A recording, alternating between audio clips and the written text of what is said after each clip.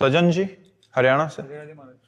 राधे राधे महाराज जी। महाराज जी, कर्म करो फल की चिंता मत करो के सिद्धांत पर वास्तविक में जीवन कैसे जिया जा सकता है? क्योंकि जब हम किसी लक्ष्य को प्राप्त करने के लिए प्रयासरत रहते हैं तो अनायास ही परिणाम की सोच हो जाती है। तो ऐसी स्थिति में ये सिद्धांत का पालन महाराज जी कैसे संभव है?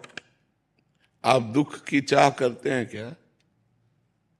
तो दुख की चाह तो कोई करता नहीं, सब सुख की चाह करते हैं।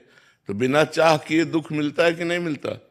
ऐसे सुख की चाह भी मत करो, केवल कर्म करते जाओ तो आपको अनायास अन्न मांगे आगे आवेगो, जो पल लागे पल को। पर आप सुख की कामना से युक्त हैं, इसीलिए बंधे हुए हैं।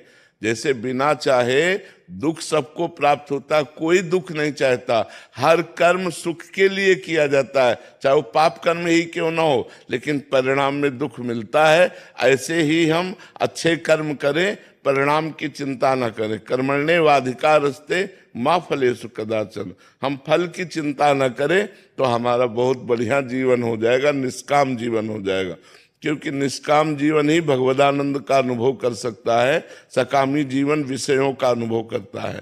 इसलिए निष्काम होने के लिए भगवान कहते हैं कि तुम कर्म करो, फल की इच्छा मत रखो।